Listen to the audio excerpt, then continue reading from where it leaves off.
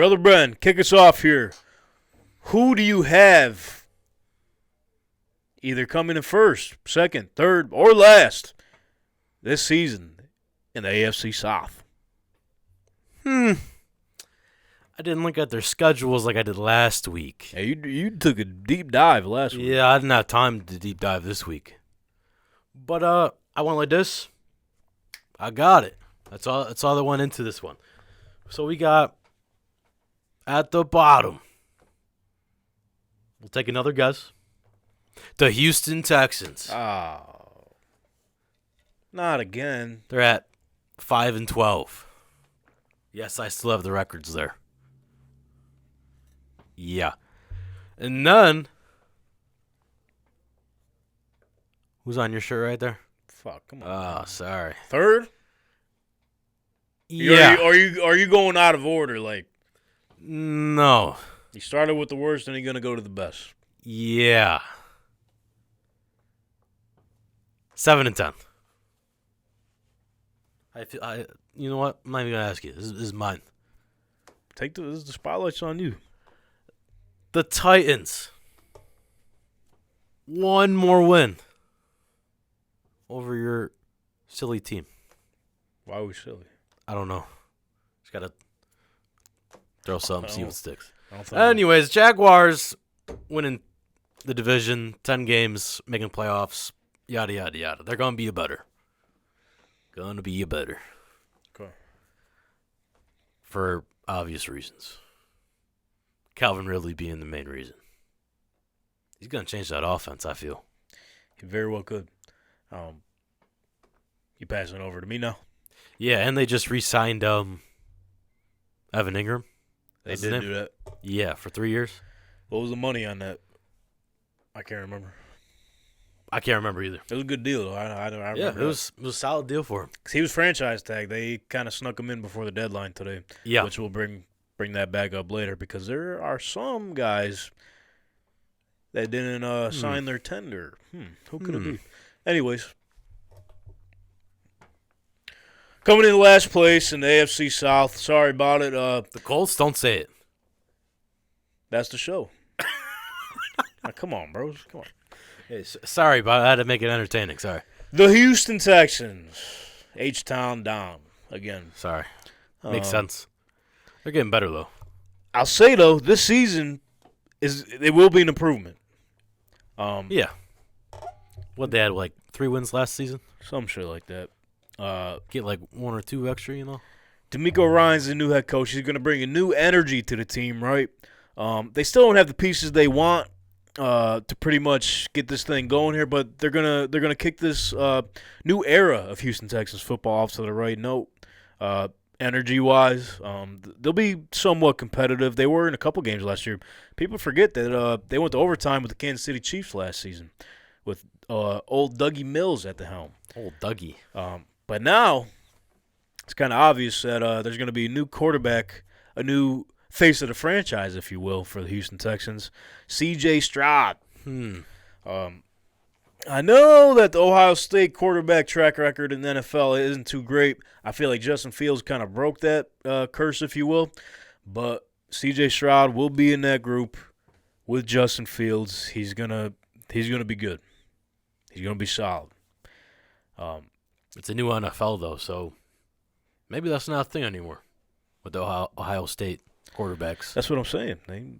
Different play style. I don't know, but he's going to bring a different edge to them. He's a baller. Oh, yeah. He's got that dog in him, right? So it's just not going to come to full fruition yet for the Houston Texans. Also, Will Anderson on defense, right? Third overall pick right behind C.J. Stroud. So they made a big splash, gave away a lot of their assets to pretty much draft 2 cornerstones of their team. Good for them. They had to do it at some point. Yeah.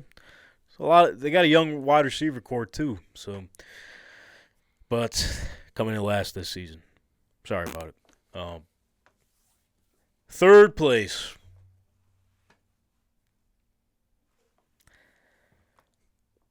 Why is there a pause? The Tennessee Titans. Oh, okay. Just been a little, trying to get people on the edge of their seat, if you will. It was me. Yeah, they just got D-Hop, right?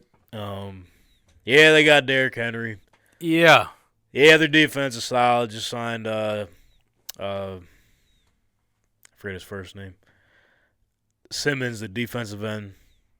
Do you know what I'm talking about? You know what I'm talking about. Wreaks havoc. Probably. Wreaks havoc on the Colts every know. fucking game. Jeffrey Simmons. Jeffrey Simmons. Yes. Signed him to a new deal, so he's all good. Competitive defense, like I mentioned earlier when we were talking about the D-Hop news. I feel like there's a butt coming along. But offensive line, they lost some guys. Offensive line is butt. Offensive line is potentially will be butt. They got a rookie. He's probably going to be a stud out of Northwestern, Peter Skoronski. Oh yeah, with the little arms. He had little arms. Is what they said about him. Well, that was in the scouting report. Because then you were talking about they compared him to Shipley. A.Q. Shipley. That's Yeah. right. You're right. You know. But anyways, Taylor Lewan obviously lost him. They released him. He was usually injured, so probably. I don't know if Ben Jones is still there. Correct me. But I know they lost a few other guys. So nonetheless, offensive line depleted. Derrick Henry coming off an injury. With no offensive line, good luck. Little older. I don't know how much that'll make a difference in this day and age of NFL football with modern sports science and everything. Same goes with D-Hop. But like I mentioned, veteran wide receivers go to Tennessee to die. Their careers typically don't end on a good note. Could be the same situation. We'll see. But now at the quarterback spot, right? Question marks with Ryan Tannehill. This is kind of his prove year. End of his contract is coming up, and he takes up a lot of cap room, which, again, we think cap space is made up in a way. Not the Titans. There's ways to work around it, obviously. But we'll see his situation. We'll see how he played. He didn't play that great last season. He did get hurt towards the end of the year. They had to bring old Josh Dobbs. Remember him? The alien? The NPC. That's right. The classic Madden-generated character. That's right. Yeah. So they drafted Will Levis. Still got Malik Willis. So question marks there. So I think that's why they got him in third. Kind of got a tough schedule too. So second place. Now we're getting to the good stuff. Second place team will be jagging off. No way. Duval. Sorry. Barely came through to win the division last year. Don't get me wrong. High hopes. High hopes coming into the season. Finally got a solid head coach in Doug Peterson who knows what he's doing. You know, when he's out and about, keeps his hands to himself. You know, when he's at a steakhouse, keeps his hands to himself. When he's on the dance floor, he don't even go on the dance floor, okay, to prevent those situations from happening.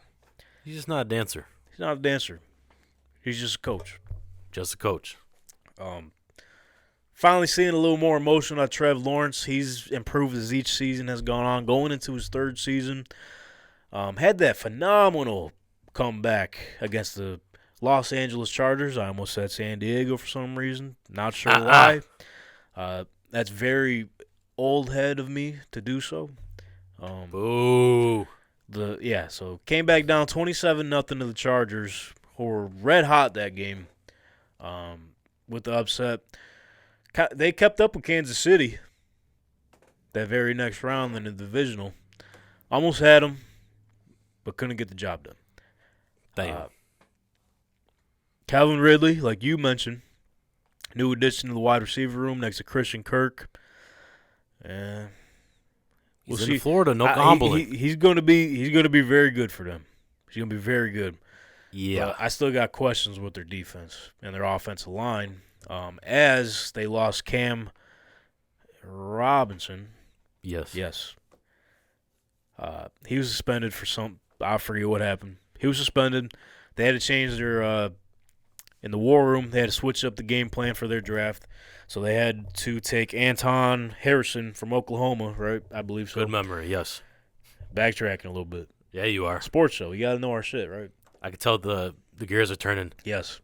They're definitely turning. AFC South, but we're getting close to the season. Very close to the season, as the Jags will come very close to getting first place. Now, who could have guessed? Who could it be? Was there any bias in this? Not at all. Not at all. No bias at all. I just felt like wearing a nice hot today. Summertime, blue popping a little bit. You know what I mean? You said C for Colts. C for Colts. That's right. All blue.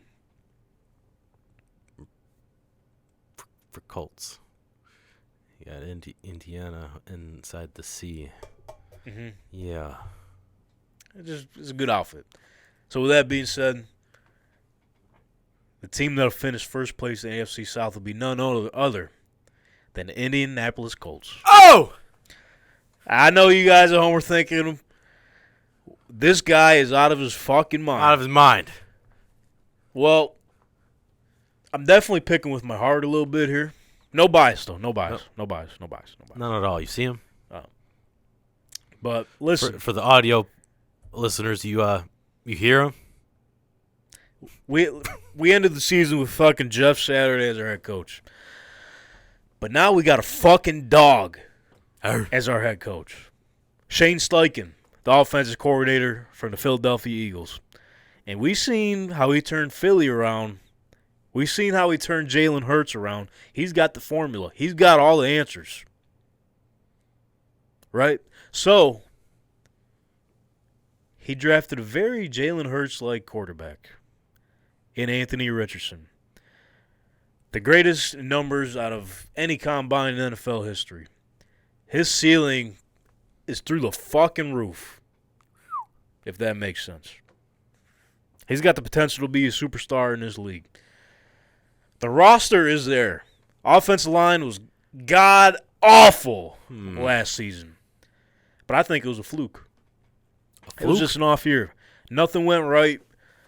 There was just no energy in that building at all. Frank Reich kind of just drained us. Wanted to bring his guy Carson Wentz in. Wanted to bring his guy Matt Ryan in. Didn't work out the way we necessarily planned. You said the band's back together? One of the better offensive lines in the league now? I think they're back together, man. Just off of one coach?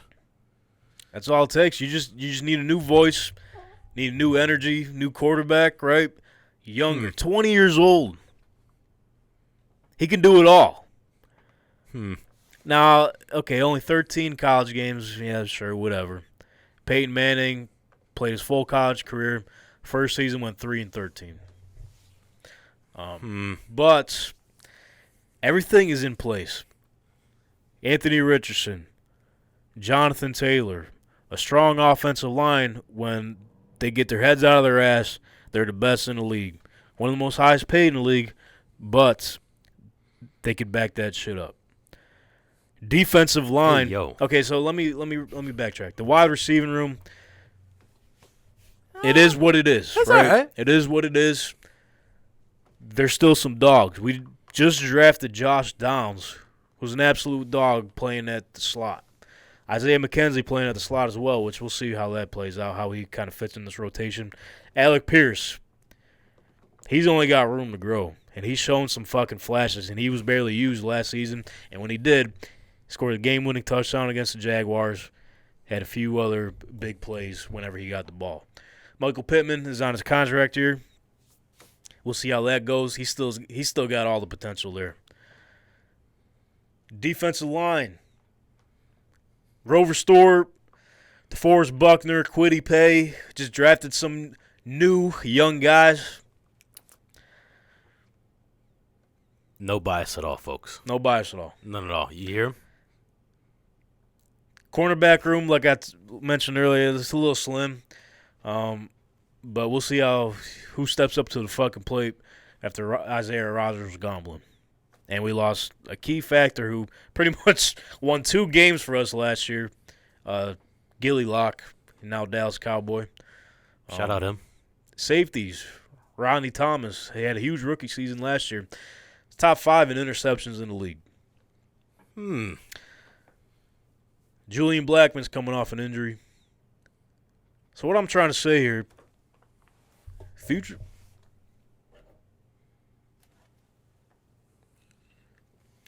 bright in Indianapolis. One of the easiest schedules in the league. If Shane Steichen brings that quarterback sneak to this Indianapolis Colts team, it's cutthroat. Sorry about it. No bias. Yeah, no bias. No bias. So with that being said, I got the Colts, Jags, Titans, Texans.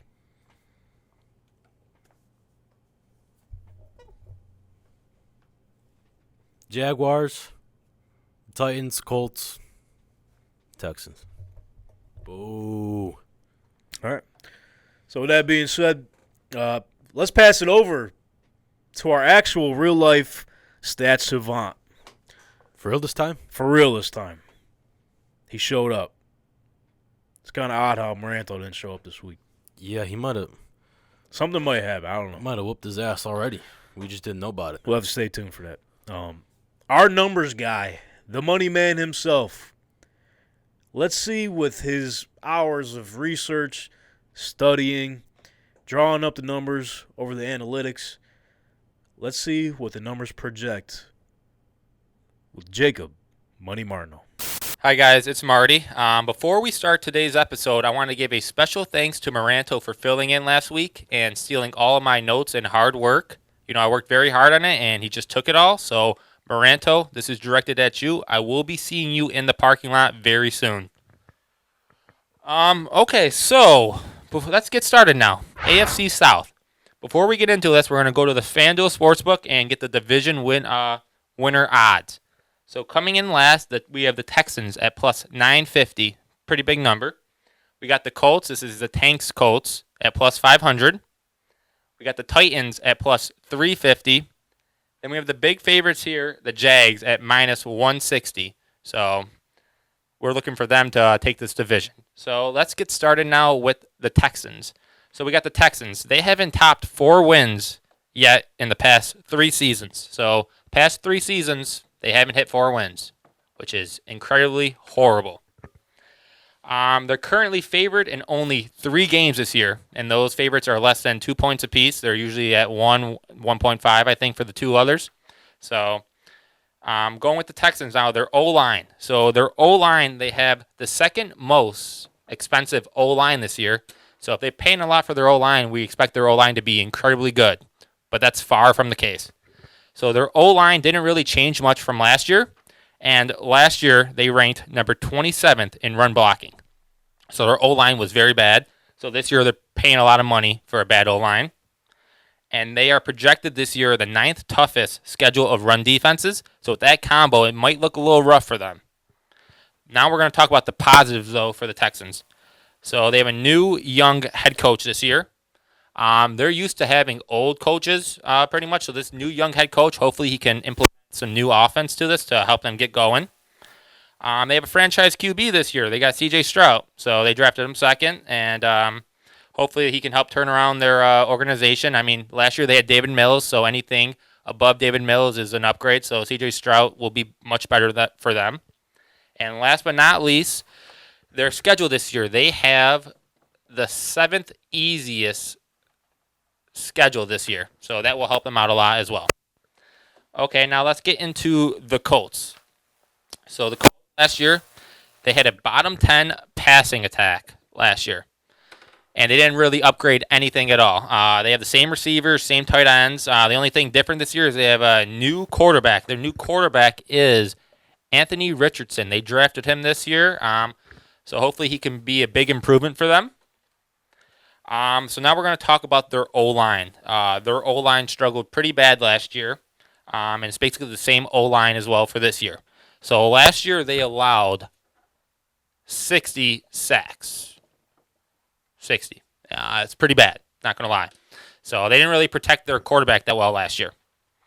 So for this season, though, it basically comes down to a few things. It's pretty much play calling. They need to really focus on play calling this year for Anthony Richardson to help to make them win pretty much. So they need to utilize the play action. I mean, they got Jonathan Taylor, one of the best running backs in the league, and Anthony Richardson can run too. So they need to really utilize the play action. And they need to keep Richardson out of predictable passing situations. If the defense knows you're going to pass, they will increase pressure on the quarterback, and he'll more likely throw interceptions or turn the ball over. So they need to really keep him out of those type of situations. The good news for the Colts is they're in a pretty weak division, and their strength of schedule, they have the third easiest this year. So I wouldn't be surprised if they do surprise some people this year, to be honest. I mean, they might. Anthony Richardson, it all depends on him and that play calling. So now we're going to hop in to the Titans. So the Titans, they kind of annoy me. So right now, when I talk about the Titans, I feel pretty annoyed. And I'll tell you why. So last year, they ranked 29th in efficiency on running the ball on first downs, while facing stacked boxes on 80% of those runs. So when they ran the ball on first downs, they ranked number 27th in efficiency. Pretty bad. Okay, and they just continued to run the ball. They ran the ball 62% of the time, which is the second highest run rate. So if they're running the ball a bunch on first downs, you would think they're running it because they're doing well on first downs, running it. But that's completely false. They didn't do really that well at all. So when they pass the ball on first downs, though, this is what I don't understand, why they don't pass the ball more on first downs. I'll give you some stats. They averaged 9.0 yards per attempt, which is the second in the NFL. They recorded a first down on that passing down on first down 33% of the time, which is the fifth best. So when they passed it on first down, they got another first down 33% of the time, which is incredible. So they did very well there. Versus the run, so when they ran the ball on first time, they only got a first down 10% of the time, which is 24th best. When they passed on first down, they converted a new set of downs 72% of the time. So 72, which is pretty high. It's 14th best, so it's not great, but it's much better than the run. Because when they ran the ball first down, they only got a new set of downs 60% of the time, which resulted in 31st best. So one of the worst teams pretty much running the ball on first downs. They have a tough start to the schedule, so they might start out bad. So if they do start out bad, will they look for Will Levis? I'm not sure because they have an early bye too. So I'm not sure if we'll see him early or not. I hope not, though, because I think Ryan Tannehill gives them the best chance of winning. But this team is known for playing hard. And if they can adjust their play calling to throwing more often on first downs, I don't think you can count them out. And they are also the favorites to land DeAndre Hopkins. So if they get him, I think they're going to throw the ball more on first downs. And when they throw the ball more on first downs, I think they have a much, much better chance of winning games, pretty much. So I'm not counting the Titans out this year. And last but not least, we have the Jags. So we're going to start with Trevor Lawrence. So in 2021, Trevor Lawrence really struggled. In 21, he had a 2.8 interception rate. 2.88 interception rate, which led the NFL in one of the worst statistics you don't want to be in. He threw a lot of picks last year. I think he had 12 TDs and 17 interceptions last year, which is not good. Only 4 rookie QBs since 2000 had a worse interception rate of 2.8. So to put it in perspective, Trevor Lawrence was very bad. He also had a 0.71 TD to interception ratio. So he threw more picks than TDs last year, or in 21. Now we're going to fast forward to 2022. In 22, he got significantly better, and that had to do with a new head coach as well. He had Urban Meyers in 21, and we know about Urban Meyers. His interception ratio was 1.4% in 2022, which was the 6th lowest, so he did incredibly well. His TD to interception ratio went from 0.71 in 2021 to 3.13, which ended up being the 5th highest. So you can see by those numbers, he dramatically improved. So now talking more on the 2020, now talking about the current season now, we're looking for where they can improve as a team, and there's a few things they can improve. The first thing is pressure on early downs. So their O-line isn't the greatest. So when Trevor Lawrence was kept clean in the pocket on early downs, he was number 14 in success rate, which was 54%. First, when he was pressured, he was number 27th in success rate. So, and that was 28% of the time. So, when he's pressured, he didn't do too well. What they can also improve, though, is in the red zone as well. So, they drove into the red zone at the 9th highest rate, which is really good, but they scored TDs at the 20 highest. So, that's a big difference right there. When they were within their opponent's 35-yard line, they converted a below-average 38% of third downs into first downs. So, those two stats combined resulted in a lot of field goals. So hopefully this year they can make up for that and convert those field goals into more touchdowns. Another prospect where they can improve is the defense. So their defense last year ranked number 27th, but they played the third easiest schedule last year. So they did very bad against bad teams. So this year they're not playing the third easiest schedule, so they might struggle more on defense. We'll have to see how they turn it around. And also their unique three opponents since they won last year, won their division last year, will be the Chiefs, the Bills, and the 49ers. And they also have to play Cincy and Baltimore. So outside of the AFC South, they kind of have a tough schedule. So we'll see how they can do this year. But I'm very high on Trevor Lawrence, and I think he can continue to improve. They also added Calvin Ridley as well. He's 28 years old, hasn't played in 2 years, but when he did play a few seasons ago, he was really well. So now we're going to get into the projected standings. So my prediction in fourth, we will have the Texans.